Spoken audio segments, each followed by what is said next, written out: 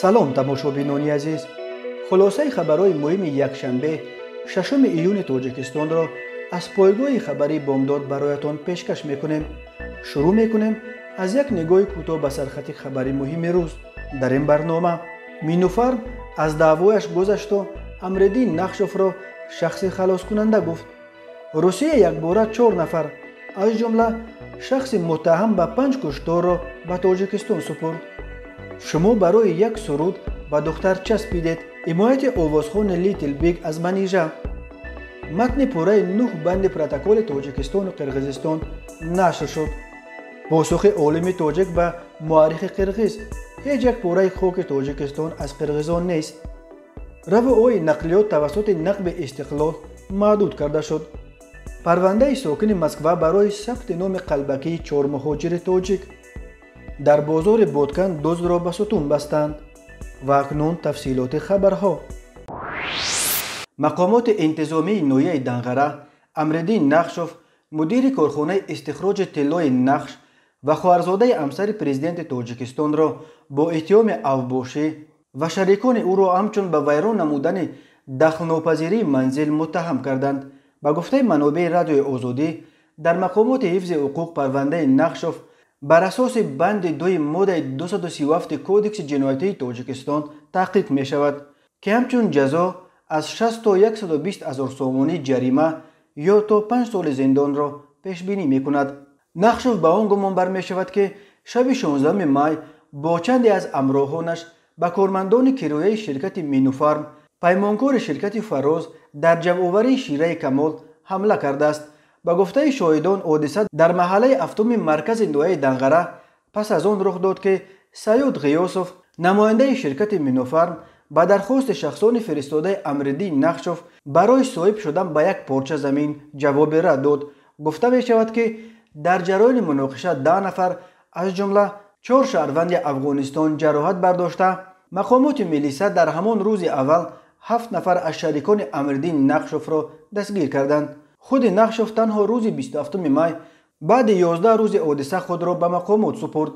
манобеи Озодӣ гуфт, Нахшов то лаҳзаи таслим шудан озодона дар Данғара гашту гузор мекард ва касе ҷуръати боздошти ӯро надошт. дар ҳамин ҳол ширкати Минуфарм дар як нома ба Радиои Озодӣ бо имзои мудири ширкат Маъмадализода ба дасти Радиои Озодӣ расид. Амриддин Нахшовро бегуноҳ дониста, дар ин муноқиша шаҳрванд Нахшов ҳамчун шахси халоскунандаи тарафҳо иштирок намуда, ҷавононро ба бетартибиҳо роҳ надодан даъват мекард, гуфта ширкати Минуфарм. Амриддин Нахшов хоҳарзодаи ҳамсари раиси ҷумҳурии Тоҷикистон аст.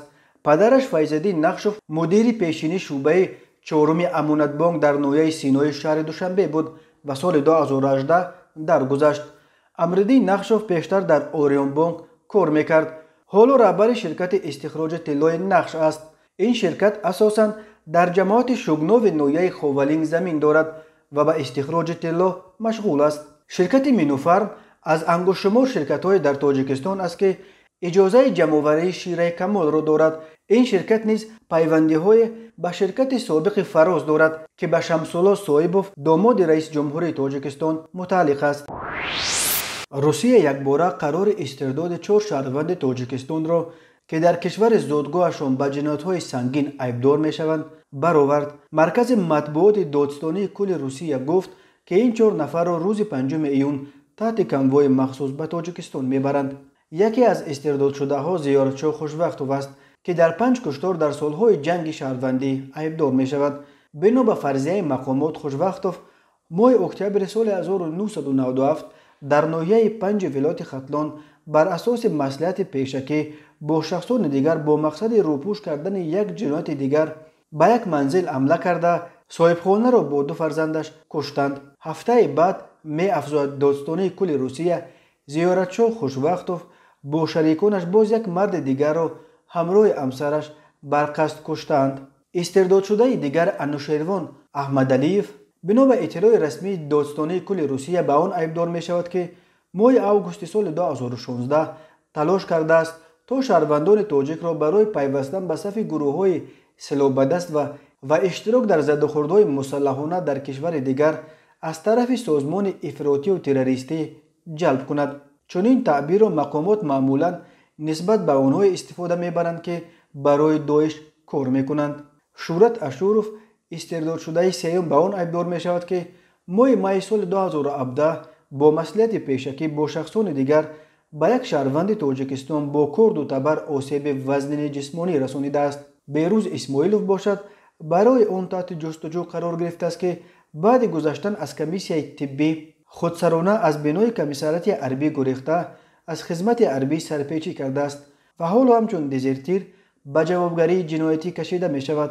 بیروز به روسیه فرار کرد ولی خط جستجویش تا به اینجا رسید و اکنون او را تحت کنوای پس میفرستند. مرکز مطبوعات دادستانی کل روسیه گفت قرار استرداد این 4 شهروند تاجیکستان بر اثر درخواست دادستانی کل تاجیکستان صورت گرفته با شرافت کار منظم مقامات دادستانی روسیه و همکاری زیچ مقامات صلاحیت‌دار تاجیکستان میسر شد که نسبت به همه این 4 قضیه قرار مثبت در مورد استرداد قبول کرده شود. نظر خود استرداد شده ها در مورد این اتهامات دسترس نیست.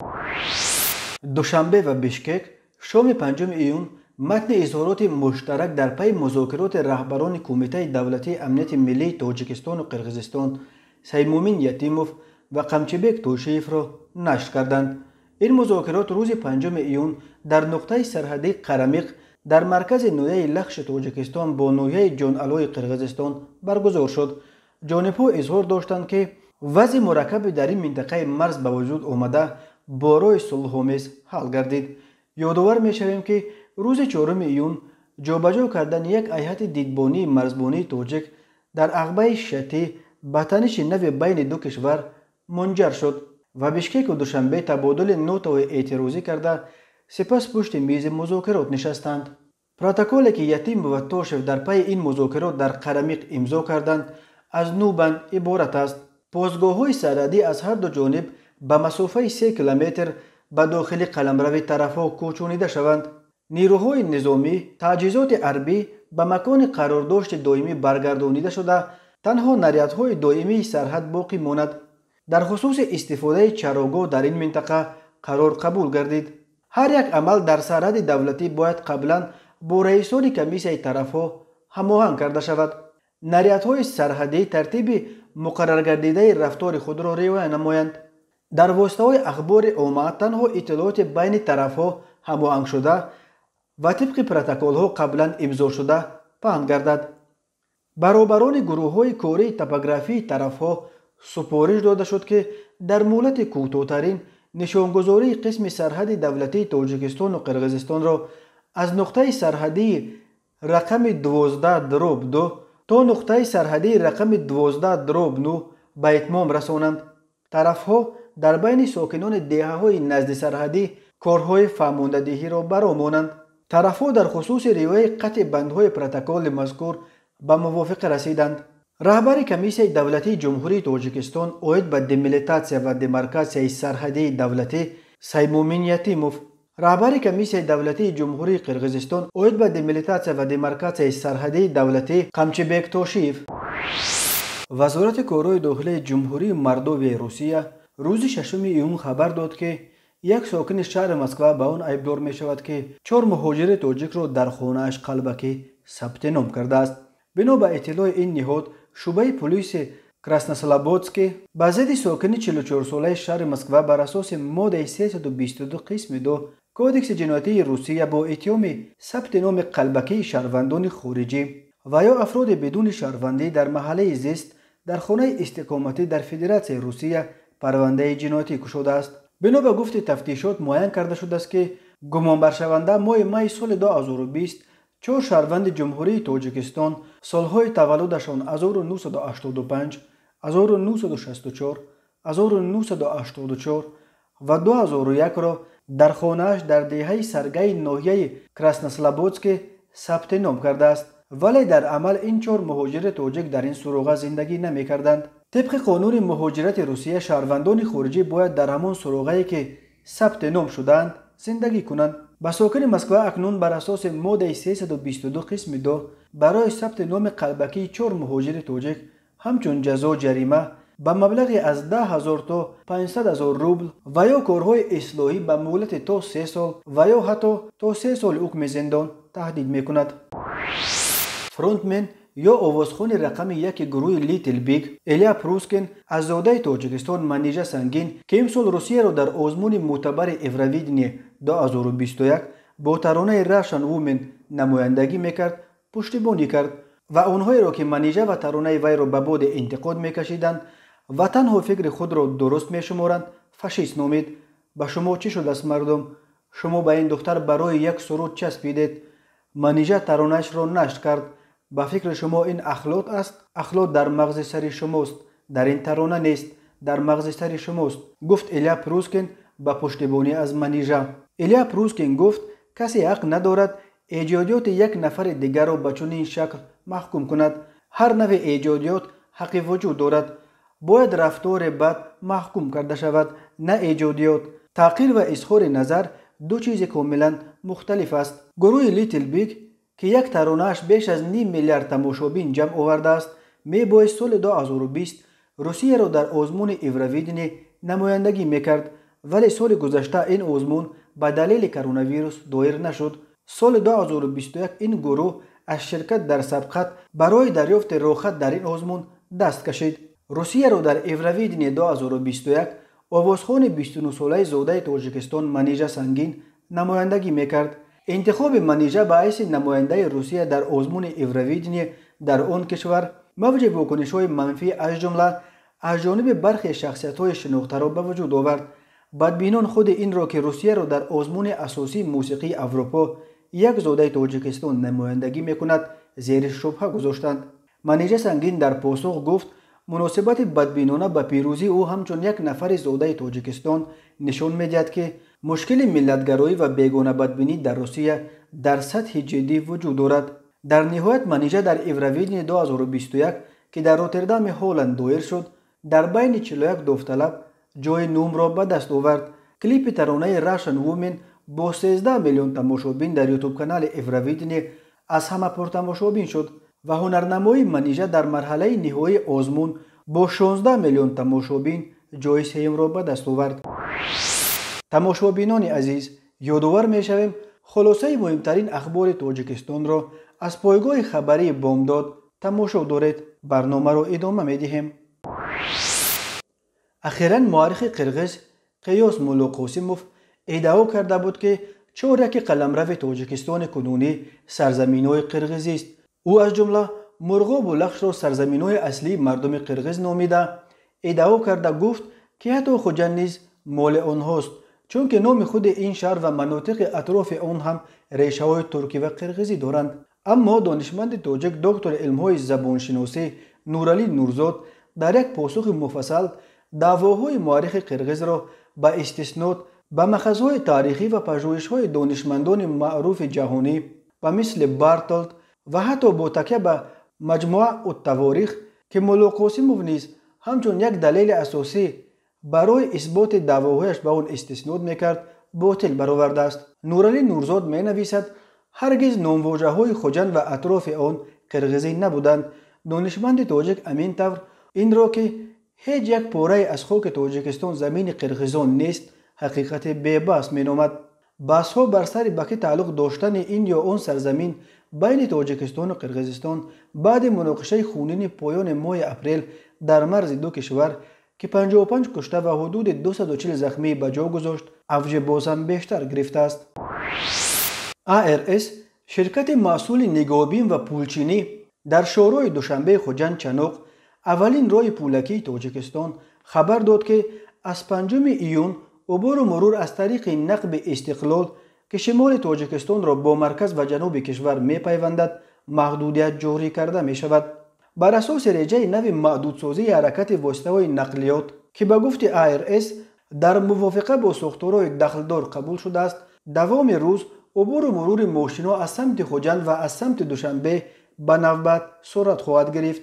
در دوام روز عبور و مرور نقب استقلال برای ماشین‌هایی که از سمت دوشنبه به سمت خوجند حرکت می‌کنند از ساعت‌های 7 تا ساعت‌های 10 و از 13 تا ساعت 16 قطع می‌گردد و تنها از ساعت 10 تا ساعت 13 و از ساعت 16 تا ساعت 19 اجازت داده می شود. همین طور در دوام روز عبور و مرور نقب استقلال برای ماشینایی که از سمت خوجند به سمت دوشنبه حرکت می کنند از ساعت 10 تا ساعت 13 و از ساعت 16 تا ساعت 19 قطع گردیده تنها ساعت‌های 7 تا ساعت 10 و از 13 تا ساعت 16 اجازت داده می شود. از ساعت 19 تا ساعت 6 حرکت تمام نمود نقلیات توسط نقب استقلال بدون یگان محدودیت صورت می گیرد. IRS از شهروندان خواسته است که سفر خویش را به رجه مذکور مطابق نمایند. محدود کردن حرکت نقلیات توسط نقب استقلال به ضرورت ترمیم آن بستگی داده می شود. نقب استقلال با تقریباً 40 میلیون دلار مبلغ گذاری ایران ساخته شده است و شمال تاجیکستان را با مرکز و جنوب کشور پیوست. تا بنیاد این نقب روا از ولایت سوخت به مرکز کشور توسط عقبه پرخطر انزاب انجام می شد که در فصل زمستان بسیار وقت بسته می شد. نقب استقلال هرچند شمال تاجیکستان را با مرکزش می پیوست ولی صفت پست ساختمانش مایه انتقادهای زیاد شده بود. روز جمعه 4 ایون در بازار چاروا فروشی دهه حلمیان نویه با تاجیکستان همسرد بادکند قرقیزستان ازدحام به خشم آمده یک مرد متهم به دزدی را دستگیر کرده در ستون بازار بسته اند تا برای همه دزدان عبرت شود. در ویدیویی که در شبکه‌های اجتماعی از جمله در تلگرام کانال بخش قرقیزی خبرگزاری سپوتنیک نشر شد دیده می شود که مردم یک مرد را به نزد ستون آورده می بندند و ازدحام این صحنه را تماشا می کند و ده ها نفر به نوار می گیرند. ریاست کارهای داخلی ولایت بادکند گفته است که روز 4 ایون در بازار چاروا فروشی بایمان بوتر یک حادثه دزدی ثبت شده است. بنا به این منبع ساکن 34 ساله دهه قوقتله نویه قدمجای عریضه نوشته است که روز 4 ایون تخمینا ساعت 6:30 شخصان نامعلوم از همیانش 144,000 سوم نزدیک 1700 دلار را بودند. پلیس گفت با گمان صادر کردن این جنایت 2 نفر ساکنان 29 و 38 ساله دهه قرقلچه ولایت اوش دستگیر شدند. پولهای دزدیدهشان را به صاحب پول برگردانیدند. علیه این 2 نفر با اتهام دزدی بر اساس ماده 202 کودکس جنایتی قرقیزستان پرونده جنایتی گشوده هر دو گمانبر شونده را به حبس گرفتند. چنین حادثه‌های خودسرانه جزا دادن افراد متهم در جنایت‌ها از جمله برای دزدی در دیگر گوشه‌های آسیای مرکزی نیز در گذشته مشاهده شده است. از جمله قبلا درباره چند مورد در دیوار بازارهای ازبکستان آویختن یا از سوی ازدحام لطوکوب کردن افراد متهم به دزدی ویدیوها نشر شده بود. تماشابینان عزیز و گرامی، این بود مرور به خلاصه چند خبر مهم روز 6 ایون تاجیکستان. خبر و گزارش ها بیشتر از تاجیکستان و درباره تاجیکستان را در سامانه پایگاه خبری بامداد در این نشانه پیگیری کنید: www.bomdad.com. خوش باشید.